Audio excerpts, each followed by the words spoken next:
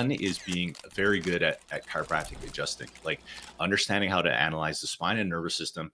And because chiropractic adjustment is very similar to like playing a sport, skating, playing hockey, shooting baskets, like it's a physical sport. And again, most pro basketball players, they shoot practice all the time. So being very good at detecting verbal subluxation and being very good at adjusting. Like that's the first stream, which is super important.